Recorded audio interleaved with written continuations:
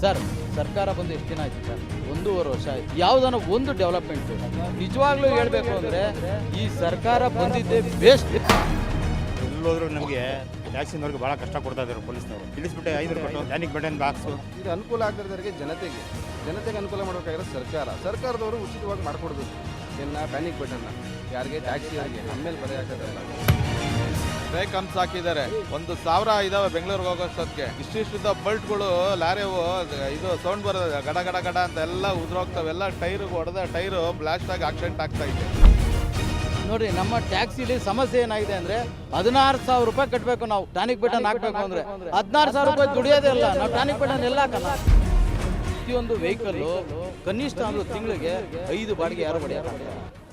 ಕೃಷ್ಣಮೂರ್ತಿ ಅಂತ ಮಾತಾಡ್ತೀನಿ, taxi union ಅಧ್ಯಕ್ಷ ಇದ್ದೀನಿ ನಾನು. ಈಗ ಟಿ ವಿಲಿ ಈ ಟ್ಯಾಕ್ಸಿಯವ್ರ ಸಮಸ್ಯೆ ಆಗಲಿ, ಆಟೋವ್ರ ಸಮಸ್ಯೆ ಆಗಲಿ, ಬಸ್ಸವ್ರ ಸಮಸ್ಯೆ ಆಗಲಿ ಯಾರೂ ತೋರಿಸಲ್ಲ. ನೀವು ಬೆಳಿಗ್ಗೆ ಇದ್ರೆ ದರ್ಶನ್ ಬ್ಯಾಗ್ ಇಟ್ಕೊಂಡು ಹೋಗ್ತಿದ್ದ, ದರ್ಶನ್ ಹೆಂಡ್ತಿ ಬಂದ್ಲು, ಇನ್ನೊಬ್ಬ ಬಂದ, ಇದೆ. ಅದು ಬಿಟ್ಟರೆ ಬೇರೆ ಏನು ತೋರಿಸಲ್ಲ ಸರ್. ಈಗ ಈಗ ಇನ್ನೊಂದು ಏನಾಗಿದೆ ಅಂದರೆ ನೋಡಿರಿ, ನಮ್ಮ ಟ್ಯಾಕ್ಸಿಲಿ ಸಮಸ್ಯೆ ಏನಾಗಿದೆ ಅಂದರೆ 16,000 ರೂಪಾಯಿ ಕಟ್ಟಬೇಕು ನಾವು ಟಾನಿಕ್ ಬಟನ್ ಹಾಕಬೇಕು ಅಂದರೆ. 16,000 ರೂಪಾಯಿ ದುಡಿಯೋದೇ ಇಲ್ಲ. ನಾವು ಟಾನಿಕ್ ಬಟನ್ ಎಲ್ಲ ಹಾಕೋಣ. ಪ್ರತಿಯೊಂದು ಸರ್ ಸಮಸ್ಯೆ ಎಷ್ಟಿದೆ ಅಂದರೆ ಅದನ್ನು ಹೇಳ್ಬಾರ್ದು, ಅಷ್ಟು ಸಮಸ್ಯೆ ಇದೆ. ಅದು ಬಿಟ್ಟರೆ ಈ ಸರ್ಕಾರದಲ್ಲಂತೂ ನಮ್ಮನ್ನಂತೂ ಕೇಳೋರು ಇಲ್ಲ, ಹೇಳೋರು ಇಲ್ಲ, ಹಂಗಾಗ್ಬಿಟ್ಟವ್ರೆ. ಆಟೋರದೇ ಆಗಿರ್ಬೋದು, ಕಾರ್ನವ್ರದ್ದೇ ಆಗಿರ್ಬೋದು, ಬಸ್ನವ್ರದ್ದೇ ಆಗಿರ್ಬೋದು. ಈಗ 2,000 ನಾವು ಯಾರನ್ನು ಕೇಳಿದ್ವಾ? ಏನೂ ಕೇಳಿರಲಿಲ್ಲ. 2,000 ಕೊಡೋದ್ರಿಂದ ಯಾವುದಲ್ಲ ಯಾವುದು ಏಯ್ ನಿನ್ನ ಅದಕ್ಕೆ ಹೇಳೋ ಶಶಿ, ನಿನ್ಗೆ ಇಲ್ಲ ಅಂದರೆ ಬಾ ನೀನು ಮಾತಾಡು ಸರ್. ಈಗ ನೋಡಿ ಸರ್, ನಮ್ಮ ಟ್ಯಾಕ್ಸಿಯವ್ರಿಗೆ ನಾನಾ ರೀತಿಯ ಸಮಸ್ಯೆ ಇದೆ ಸರ್. ಒಂದು ಸಮಸ್ಯೆ ಏನಲ್ಲ, ಭಾರಿ ಸಮಸ್ಯೆ ಇದೆ. ಟ್ಯಾಕ್ಸಿಯವರು ನೋಡ್ರಿ ಇಲ್ಲಿ ಅದನ್ನೇ ಒಂದು ಪ್ರತಿಯೊಂದು ವೆಹಿಕಲ್ಲು ಕನಿಷ್ಠ ಅಂದರೂ ತಿಂಗಳಿಗೆ 5 ಬಾಡಿಗೆ ಯಾರು ಹೊಡೆಯೋಕ್ಕಾಗ್ತಾಯಿಲ್ಲ, ಅಷ್ಟು ಸಮಸ್ಯೆ ಇದೆ. ಈಗ ಇಲ್ಲಿ ಸಮಸ್ಯೆ ಏನು ಅಂದರೆ ಪ್ರತಿಯೊಬ್ಬರು ನೋಡ್ರಿ, ಇಲ್ಲಿ ಗಾಡಿ ಎಲ್ಲ ನಿಂತ್ಕೊತವೆ, ಇಷ್ಟು ಮಿನಿ ಬಸ್ ಇದ್ದಾವೆ, ಇಷ್ಟು ಕಾರ್ಸ್ ಇದ್ದಾವೆ, ಆಟೋಗಳಿದ್ದಾವೆ. ಯಾರು ಇಲ್ಲಿ ಕೇಳೋರು ಇಲ್ಲ, ಹೇಳೋರಿಲ್ಲ ಸರ್. ಇದು ನಮಗೆ ಈ ಸತಿ ಈಗ ಇದಾಗ್ಬಿಟ್ಟು ನಮಗೆ 10 ವರ್ಷ ಆಯಿತು ಟ್ಯಾಕ್ಸಿ ಸ್ಟ್ಯಾಂಡ್ ಆಗಿ. ಇದು ಇರಲಿಲ್ಲ. ಇದನ್ನೇನೋ ನಮ್ಮ ಎಮ್ ಎಲ್ ಎ ಅವರು MP ಅವರು ನಿಂತ್ಕೊಂಡು ಎಲ್ಲ ಮಾಡಿಕೊಟ್ರು. ಹಂಗಾಗಿ ಇದೊಂದು ಬಚಾವಾಗಿದೆ. ಅಷ್ಟು ಬಿಟ್ಟರೆ ನಮ್ಮಲ್ಲಿ ಸಾಕಷ್ಟು ಸಮಸ್ಯೆ ಇದೆ. ನಾವು ದಯವಿಟ್ಟು ನಿಮ್ಮ ಪ್ರಜಾಶಕ್ತಿಯವರು ಟಿ ವಿಯವ್ರಿಗೆ ಕೇಳ್ಕೊಳೋದೇನು ಅಂದರೆ ನಮ್ಮ ಟ್ಯಾಕ್ಸಿಯವ್ರದ್ದು ಒಂದು ಸ್ವಲ್ಪ ಟಿ ವಿಲಿ ಹಾಕ್ಬಿಟ್ಟು ನೆಕ್ಸ್ಟ್ ನಮಗೇನು ಅಂದರೆ ಬಸ್ಸನ್ನು ನಿಲ್ಲಿಸ್ಬಿಟ್ರೆ ಸಾಕಾಗ್ಬಿಟ್ಟೈತೆ ಸರ್. ಬಾಡಿಗೆ ನಾಣ ನಡೀತವೆ ನಮಗೆ. ಬಸ್ ನಿಲ್ಲಿಸ್ಬಿಟ್ರೆ ಯಾರೂ ಕೇಳಿರಲಿಲ್ಲ, ಬಸ್ ಬಿಟ್ಬಿಟ್ರು. ಅದರಿಂದ ನಾವೆಲ್ಲ ಹಾಳಾಗೋಗ್ಬಿಟ್ರು ನಾವು ಪ್ರತಿಯೊಬ್ಬರೂ. 2,000 ಇರ್ಬೋದು, ಯಾವುದೇ ಇರ್ಬೋದು. ಸರ್ಕಾರ ಸರ್ ಏನಾಗಿದೆ ಅಂದರೆ ಪರಿಸ್ಥಿತಿ, ಅದರಿಂದ ನಾನಾ ರೀತಿಯ ಸಮಸ್ಯೆ ಉಂಟಾಗಿದೆ.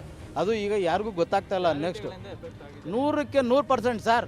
ಬೇರೆಯವ್ರಿಗೆ ಏನು ಗೊತ್ತಿದೆ ಸರ್ ಅದ್ರ ಬಗ್ಗೆ? ನಾನು ಹೇಳ್ತೀನಿ ಏನೇನು ಸಮಸ್ಯೆ ಇದೆ ಅಂತ. ಈಗ ಬೆಳೆ ರೇಟ್ ಎಷ್ಟಿತ್ತು, ಅದನ್ನು ಈಗ ಅವ್ರಿಗೆ ಸರ್ಕಾರ ನಡೆಸ್ಬೇಕಲ್ಲ ಸರ್, ನಡೆಸ್ಬೇಕಲ್ಲ. ಹಂಗಾಗಿ ಅದನ್ನು ದುಡ್ಡು ಇದಕ್ಕೆ ಹಾಕ್ತಾರೆ ಅವರು. ಈಗ ನಮ್ಮ ಜನಕ್ಕೇನೋ ಗೊತ್ತಾಗಲ್ಲ ಅದು. ಹಂಗಾಗಿ ಆ ಸಮಸ್ಯೆನ ಭಾರಿ ಇದೆ. ಅದಕ್ಕೋಸ್ಕರ ನಾವು ಏನು ಹೇಳ್ತಾ ಇದ್ದೀವಿ, ಸನ್ಮಾನ್ಯ ಸಿದ್ದರಾಮಯ್ಯವರಿಗೆ ನಾವು ಬೇಡ್ಕೊಳ್ಳೋದಿಷ್ಟೇ, ನಮ್ಮ ಕರ್ನಾಟಕ ಟ್ಯಾಕ್ಸಿ ಅಸೋಸಿಯೇಷನಿಂದ ಬೇಡ್ಕೊತಾ ಇದ್ದೀವಿ ನಾವು. ದಯವಿಟ್ಟು ನೀವು ಬಸ್ಸನ್ನ ನಿಲ್ಲಿಸ್ಬಿಟ್ರಿ. ಫಸ್ಟ್ ಬಸ್ಸನ್ನ ನಿಲ್ಲಿಸ್ಬಿಟ್ರೆ ಆ ಸ್ಕೀಮ್ ನಿಲ್ಲಿಸ್ಬಿಟ್ರೆ ನಿಜವಾಗ್ಲೂ ನಾವು ಟ್ಯಾಕ್ಸಿ ಸ್ಟ್ಯಾಂಡ್ನಿಂದ ಟ್ಯಾಕ್ಸಿಯವರು ಒಂದು ಸ್ವಲ್ಪ ಡೆವಲಪ್ಮೆಂಟು ಆಗ್ತೀವಿ, ಒಂದು ಸ್ವಲ್ಪ ಉದ್ಧಾರನೂ ಆಗ್ತೀವಿ ಸರ್. ಸಮಸ್ಯೆ ಕೆಲವರೆಲ್ಲ ಪ್ರತಿ ದಿವಸ ಅವತ್ತು ಬಾಡಿಗೆ ಓಡಿಸಿದ್ರೆ ಮಾತ್ರ ಬಾಡಿಗೆ ಕಟ್ಟಬೇಕು. ಸ್ವಂತ ಮನೆಯವರು ಯಾರೂ ಇಲ್ಲ ಇಲ್ಲಿ. ಯಾರೋ ಇದ್ದರೆ ಒಂದು 10 ಮನೆಯವರು ಇರಬೇಕು. ಇನ್ನೆಲ್ಲ ಬಾಡಿಗೆ ಮನೆಯವರು ಹೆಂಗೆ ಕಟ್ತಾರೆ ಸರ್? ಅದನ್ನೆಲ್ಲ ಸಮಸ್ಯೆ ಜಾಸ್ತಿ ಇದೆ ಇಲ್ಲಿ. ಕೆಲವ್ರಿಗೆ ಗೊತ್ತಾಗಲ್ಲ, ಸುಮ್ಮನೆ ಮಾತಾಡ್ತಾರೆ ಹೆಂಗೆ ಬೇಕು ಹಂಗೆ. ಅದರಿಂದ ಏನು ಅಂದರೆ ಸಮಸ್ಯೆಗಳ್ನ ಕ್ರಿಯೇಟ್ ಆಗ್ತಾ ಇದೆ. ಯಾವತ್ತೂ ಯಾವುದೇ ನಾವು BJP ಸರ್ಕಾರ, ಕಾಂಗ್ರೆಸ್ ಸರ್ಕಾರ, JDS ಸರ್ಕಾರ ಅಂತ ಹೇಳ್ತಾ ಇಲ್ಲ. ನಮಗೆ ಬೇಕಾಗಿರೋದೇನು ಮೂಲಭೂತ ಸೌಕರ್ಯ ನಮಗೆ ಬೇಕಾಗಿರೋದು ಸರ್. ಅದು ಕೇಳ್ತಾ ಇರೋದು ನಾವು. ಯಾವ ಸರ್ಕಾರ ಆದ್ರೇನು ನಮಗೆ ಸರ್? ನಿಮ್ಮ ಸುದ್ದಿಗಳು ಈಗ ಏನು ಗೊತ್ತಾ ಸರ್, ಈಗ ನೋಡಿ ಇಲ್ಲಿ ಟೆಲಿಕಾಸ್ಟ್ ಈಗ ನನ್ನನ್ನು ಇಟ್ಕೊಂಡು ನೀವು ಮಾತಾಡಿಸ್ತಾ ಇದ್ದೀರಾ. ನೆಕ್ಸ್ಟು ಅದು ಟಿ ವಿಲಿ ನೀವು ಆಗ್ತಾ ಇರ್ತೀರ. ಮಧ್ಯದಲ್ಲಿ ಏನಾಗ್ಬಿಡ್ತಾಯಿದೆ ಅಂದರೆ ಇಲ್ಲ ಇವನು ಬಂದ್ಬಿಡ್ತಾನೆ, ಮುರಿನತ್ತ ಬಂದ್ಬಿಡ್ತಾನೆ, ಇಲ್ಲಿ ಅವನು ಬಸವರಾಜ್, ಅವನು ಯತ್ನಾಳ್ ಬಂದ್ಬಿಡ್ತಾನೆ, ಇಲ್ಲ ಅಂದರೆ ದರ್ಶನ್ ಬಂದ್ಬಿಡ್ತಾನೆ ಸರ್. 24 ಗಂಟೆ ಟಿ ವಿ ಹಾಕಿದ್ರೆ ಯಾವುದೇ ಒಂದು ಚಾನಲಲ್ಲಿ ದರ್ಶನ್ ಬಿಟ್ಟರೆ ನೀವು ಯಾರನ್ನೂ ತೋರಿಸಲ್ಲ ಸರ್. ಇಲ್ಲಿವರೆಗೂ ಯಾರು ರೇಪ್ ಮಾಡಿರಲಿಲ್ವಾ? ಯಾರು ಮರ್ಡ್ರ್ ಮಾಡಿಲ್ವಾ? ನಾನು ಕೇಳ್ತಾರೋ ಒಂದೇ ಪ್ರಶ್ನೆ, ಯಾರು ಮರ್ಡ್ರ್ ಮಾಡಿಲ್ವಾ ಸರ್? ದರ್ಶನ್ ಒಬ್ಬನೇ ಮರ್ಡ್ರ್ ಮಾಡೋನೆ ಅಂತ ಯಾಕೆ ತೋರಿಸ್ತಾರ? ಅದನ್ನು ತೋರಿಸೋದು ತಪ್ಪು. ಬೇರೆ ತೋರಿಸಿ ಸರ್. ಅದು ಬಿಟ್ಬಿಟ್ರೆ ಬೆಳಿಗ್ಗೆ ಎದ್ರೆ ದರ್ಶನ್ ಬ್ಯಾಗ್ ಇಟ್ಕೊಂಡು ಅವಲಕ್ಕಿ ತೊಗೊಂಡೋಗ್ತಾವನೆ, ಗೋಡಂಬಿ ತೊಗೊಂಡೋಗ್ತಾವನೆ, ನಿಪ್ಪಟ್ಟು ತೊಗೊಂಡೋಗ್ತಾವನೆ, ಬರೇ ಇದೆ ಸರ್. ಅವ್ನು ವೈಯಕ್ತಿಕ ವಿಚಾರ ಅವ್ನು ಏನನ್ನ ಮಾಡ್ಕೊಳ್ಳಿ ಸರ್, ಅದು ನಮಗೆ ಬೇಕಾಗಿಲ್ಲ. ಅದು ಬಿಟ್ಟು ಮೀಡಿಯಾದವರಿಗೆ ನಾನು ನಿಜವಾಗ್ಲೂ ರಿಕ್ವೆಸ್ಟ್ ಮಾಡ್ಕೊಳ್ಳೋದೇನು ಅಂದರೆ ದರ್ಶನದ ಬಿಟ್ಬಿಡಿ. ನೆಕ್ಸ್ಟ್ ಬೇರೆ ಏನು ಇವತ್ತು ಡೆವಲಪ್ಮೆಂಟು ನಮ್ಮ ಈ ಕರ್ನಾಟಕದಲ್ಲಿ ಏನೇನು ಡೆವಲಪ್ಮೆಂಟ್ ಆಗಬೇಕೋ ಅದನ್ನು ತೋರಿಸಿ ನೀವು. ಅದನ್ನು ಬಿಟ್ಬಿಟ್ಟು ನಿಮಗೆ ದರ್ಶನ್ ತೋರಿಸೋದ್ರಿಂದ ನಮಗೆ ನಾನಾ TPR ಬರಬೇಕು ಅಂದ್ಬಿಟ್ಟು ನಿಮ್ಗೆ ಅದನ್ನೇ ತೋರಿಸ್ಕೊಂಡು ಹೋಗ್ಬಿಟ್ರೆ ಏನೂ ಪ್ರಯೋಜನ ಇಲ್ಲ.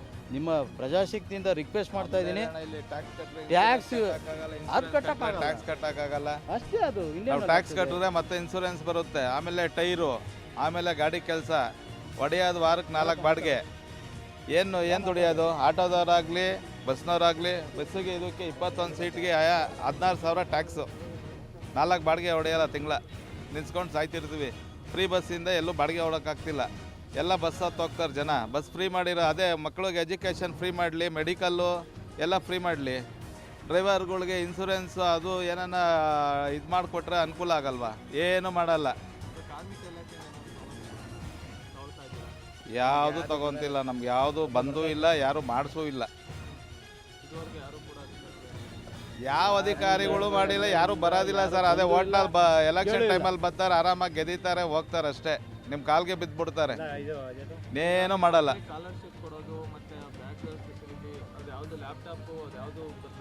ಈ ಒಂದೇ ₹1 ಏನು ಬಂದಿಲ್ಲ. ಬಂದಿದ್ರೆ ನಾವೇ ಕತ್ಕೊಯ್ಕೊಂಡ್ಬಿಡ್ತೀವಿ ಅವ್ರ ಮನೆ ಮುಂದೆ, MLA ಅವ್ರ ಮನೆ ಮುಂದೆ ಆಗಲಿ, MP ಅವ್ರ ಮನೆ ಮುಂದೆ ಆಗಲಿ ಹೋಗಿ.